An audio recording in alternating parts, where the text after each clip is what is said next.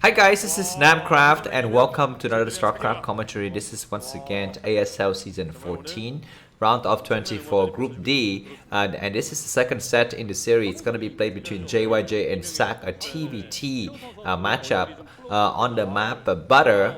JyJ is the higher ranked player. He's the second ranked player in this group after Soki, and he's the red Terran located at the 5 o'clock position. His opponent Ssak is a third tier player in the blue color located at the 1 o'clock position. Both of the players sent out very early SCVs, and it looks like they were trying to build something at the same time, but neither of the players have decided to put down whatever they wanted to put down because if you put down your barracks before your opponent does, and he can just go and attack your SCV with his other SCV.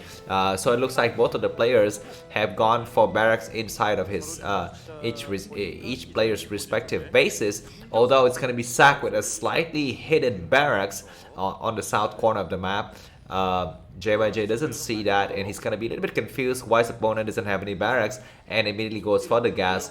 He's gonna not scout the southern side, so this is very interesting. So he might think that his opponent's got a barrack somewhere in the middle of the map, but that is not the case. He's looking for it, but the SCV from Ssak already returned home, so already very interesting and clever play from Ssak. And I think the immediate implication of this is that okay, Ssak's gonna put up a lot more marine than he needed to, but finally he discovered the location of that marine, and so everything is well and good. But I'm not so sure what kind of damage in terms of psychology and economy Ssak was able to inflict upon JyJ, but it looks like now JyJ is going to be putting up his first factory. His marine should be popping out, so this SCV harassment is no longer useful. That SCV might even die. Very good attack from Ssak to save his own SCV and kill JyJ's SCV, and now both of the players are quite even, but JyJ is going to be just one SCV short. The first marine from Ssak's already heading out, and his barracks is lifted. The same situation is for JyJ. JyJ's got his barracks a little bit further ahead. He's landed his barracks because he has no information as to what his opponent's gone for, and he's gone for a very early command center, so he needs to just keep his barracks on the ground in case he needs to produce additional marine to defend against his attack. But it looks now both of the marine are going to be facing off each other. The Terran factory going up slightly later for JyJ, but that's a good sign for him because he's gonna have more economy. But he needs to think about how to counter this incoming vulture, and I think bunker is what JyJ is gonna be putting in. So 2 marine is able to ward off this single marine, and inside of Ssak's main base, he's gone for the add-on after popping out a vulture, but this vulture won't be able to do anything. It's trying to run around to the other side of the map, but by the time the vulture gets to his enemy's base, JyJ's bunker would have completed. So very good timing for JyJ, and he's gonna be safe to go up for whatever he's planning to build inside his factory. So double factory going up for JyJ, and typical of this kind of TVT situation, we might have a lot of vulture wars, but looks like well, I don't know. It's gonna depend on what each of the players feels like they want to do, and they want to go for which kind of unit. But add-on for Ssak has already started to spin, probably for Vulture Speed, although Vulture Mine could also be something that is interesting. And if JyJ SCV was not able to get inside and confirm the command center, although that's the only thing that could be possible at this stage of the game. Yeah, the floating barracks from Ssak gets here, and we'll be, I think, momentarily seeing the marine from JyJ go inside to try to attack it. But he needs to be super careful because there's a lot of vultures outside, so he needs to be very careful. 2 marine come out, but these 3 vultures from Ssak might come in to attack, but maybe he decided against this because there's already a vulture in the front.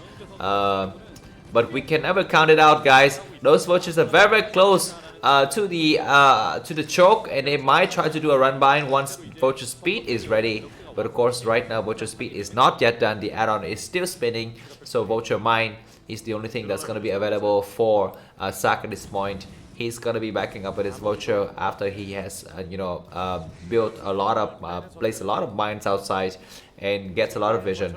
So both of the players are going quite well into the mid game, but for some unknown reason, Ssak is up by about, well, I guess he was about by 40 supply, but just as I said that, the vultures from JyJ pop out. 5 vultures from Ssak. JyJ probably has about 3 or 4 vultures at this point. He's sending a single red dot out towards the left side of the map. That's a single vulture, but that vulture might get sniped by JyJ. JyJ's got vulture speed now. Vulture speed from JyJ is able to help and secure this battle, and he completely knocks out that single vulture from Ssak. But JyJ's got his vulture speed up as well. His upgrades are always just a teeny bit later than Ssak's upgrade. Ssak's got his first starport done without any add-on so far. And it's gonna be JyJ who's gonna have a little bit of a back foot here because he's got no map control, he's got no vision, his tech is a little bit slower, and I wonder why that is like that, because JyJ's got the earlier command center, which usually means you should have the advantage, but maybe he lost a single vulture prematurely, and he also loses an SCV in the beginning, and that probably plays an effect because he also had to produce the additional marine. So yeah, that additional marine was definitely not something that he needed to do to have at the mid game. A lot of vultures for Ssak are still out patrolling the area. They're gonna be backing up, try to snipe the vultures, but looks like JyJ overcommit a little bit. I think he's got a tank to help, but that tank is walking dangerously close to the mines. But finally the Goliaths are here, so he needs to have some kind of comsat station ready to scan for these kind of things. But it's gonna be JyJ with the earlier tank, and the earlier your tank gets, you know, the more you can go for siege and you can establish a bit of map control. But it looks like JyJ's vulture deficiency is going to get to him. We have a single tank who's very damaged. Do we have? He needs to get repaired on that tank as well as on that Goliath. Ssak is gonna take his command center at the 12 o'clock position as well as go for the drop. It's gonna be the first vulture drop of the game. The area inside of JyJ's base is completely undefended. His tanks are outside without any kind of real purpose. We have 4 vultures loading into the dropship, but the dropship is waiting for, I think, the opportune moment to move out. 3 tanks already out for Ssak, so Ssak is, you know, ahead by a lot. This vulture is not yet dropping it. I'm not so sure what Ssak is waiting for. I think everything is quite ripe to go and set up his vulture drop. But looks like he decided not to do that. A pair of vultures is here for JyJ. He's gonna try to snipe the SV building, the command center, so that is a small victory, and he escapes out. We have the drop of vultures here. Vultures with speed and mine are gonna be very dangerous. They're gonna start to hit the SCV. SCV are dying left and right. We have a tank moving out, but very slow reaction from Ssak, from JyJ. I'm sorry, he's not able to not even paying attention. Finally, the last of the vulture gets get destroyed. We still have a very fresh vulture out. He's gonna sit a tank at home, but during this exchange, Ssak is, I guess, still up in supply. JyJ is not allowed to take a command center just yet. Ssak is pushing forward with 5 tanks. He's gonna be having the high ground advantage. This vulture is gonna drop here and just do a lot of damage to this tank. I'm not so sure what is the purpose of that siege tank. He's gonna land the siege tank. We have a single Goliath moving it. Ssak's gotta be super careful because he sees his enemy is taking a hit on the area that is just north of here.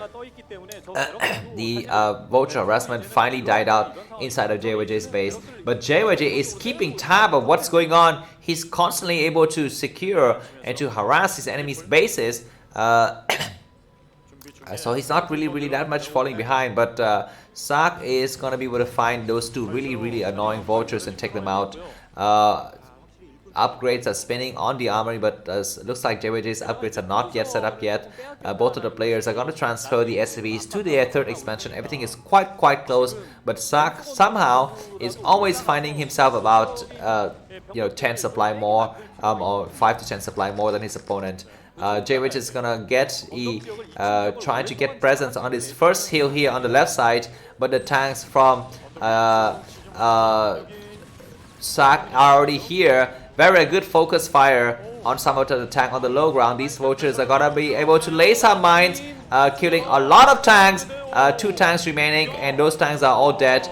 But we have a single wraith that is going to be coming in to clear out Sak's JyJ's main base, and Ssak lost just I think 4 or 5 tanks, but JyJ lost his entire tank fleet as well as vultures and Goliath.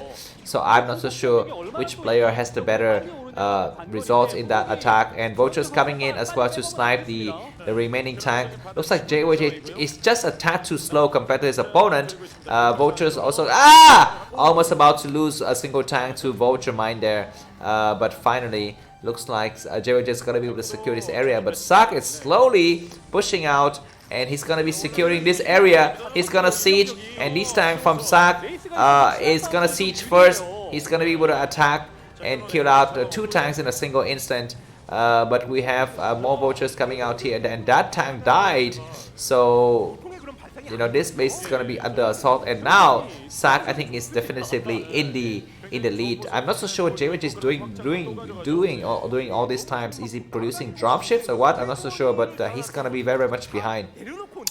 And looks like JyJ is gonna take this area, but a lot of mines and tanks. 2 of the tanks is very much damaged. We have the counter raid action, but the Goliath is gonna be helping out to clear out that raid. That raid is almost dead, and we have this counter raid coming out for JyJ. That raid is gonna get picked up, however, and now Ssak is gonna be 2 raid up. But the supply is quite even for both of these players. JyJ still keeps one of the tank inside his main for fear of drops, but I think that is not necessary. JyJ is also gone for his expansion at the 8 o'clock position to counter the expansion at the 10 o'clock position by his opponent. But that base for JyJ is very close to the attack line of these tanks here by Ssak. Very close, and these tanks are going to be on the high ground attacking the main the fourth command center, but for the time being looks like both of these players are kind of set up the no man's land area here. This no man's land is a little bit closer towards JyJ's main base than he really want to, but I think he's gonna be just fine. And we have seen how you can win back in this game, in the game between Royo and Sharp. The first game between Royo and Sharp, Sharp played for the long game. He was not able to build a lot of command centers and have a lot of map control, but on the other hand he was able to just strike pivotal areas in his enemy defenses. The tanks need to focus fire on his enemy's tanks and not the vultures, and just like that JyJ's response is way too slow, and he lost 5 tanks for nothing. This base from JyJ is gonna get either cancel or lifted. I guess cannot lift anymore. But Ssak is you know, comfortably in the lead now at this point. But don't count out JyJ, because JyJ can still go for drops. A lot of raids with cloak and those kind of strategies. But for now, JyJ has got the entire left area of the map covered. He's decided not to push any further than this midline, but he could go ahead and even menace the base at the 7 o'clock position, I think. But for now, JyJ is gonna be content just to check the right side of the base, which is I think not a bad idea. A single mine was able to clear out a lot of the tanks, and looks like Ssak is gonna also divert some of his forces toward the right side. JyJ gets on this high ground, and once again, very similar to the game with Royal. If you can get on the high ground in this area, you can do a lot of attack. And these tanks on the high ground are focus fire on the tank on the low ground, and they are trading quite well. But finally, those units are clear out. But Ssak was forced to cancel one of his command center, and so does JyJ. Has to also cancel his other command centers out here, and Ssak response is quite good there. He almost lost that area. If he lost that area overlooking his main, then JyJ can just drop continuously into that area. We have a huge attack going into this area. A little bit clumsy maneuver from JyJ, but his vultures is doing a lot of work. He's attacking the lone tanks on the right side, and also letting his tank on the left side attack, but those tanks are not yet dead. But finally that tank is going to get clear out, and for the first time in this game, JyJ breached this mid area. He's gonna send out just a couple of vultures to do a bit of harassment, but those vultures are not able to do any kind of significant attack. Tanks on the left side of Ssak is going to be shelling the units on the right side. These tanks are going to walk into the enemy trap. A lot of tanks died, and very slow reaction from JyJ, and Ssak was able to clear out this entire area. But we have double dropship from Ssak. sorry, from JyJ. He's gonna try to go for a kind of a counter attack here, but he needs to siege first here, JyJ, and he needs to survive this battle. His tanks siege first and need to focus fire on his enemy's tanks. Looks like the focus fire was terrible from JyJ. He focus fires on the vultures, where Ssak focus fired on his enemy's tanks. But we have a huge drop, and this drop might take out 2 bases at once, but whether that's gonna be good or not, I'm not so sure. We have some units moving in. Let's take a look at the left side of the map. But no, looks like the Korean commentator wants to show this area first. It's gonna be an attack in the face of JyJ. His base is gonna be under siege here. Have a single tank that is being repaired furiously by a lot of the other units. But looks like Ssak is losing 2 bases at once. The base at the top left and the top right. We have a single tank that is able to take out a lot of SCVs. But now JyJ is going to be boxed. He's going to be very careful, JyJ, because his tank supply line comes out just as the tank from Ssak is sieging already. Those 2 bases are clear out, but now we have another dropship dropping some tanks here with some Goliath as well. But who's going to be sieging? Looks like Ssak doesn't really need to siege. He has his enemy completely surrounded. The vulture died, and now it's going to be Ssak with about 40 supply advantage. SCV bombing here in this area is going to be to clear a couple of tanks, but not sufficient enough. And JyJ GG is going to be Ssak versus Soki in the winners match. Thanks for watching, and see you soon. Bye bye.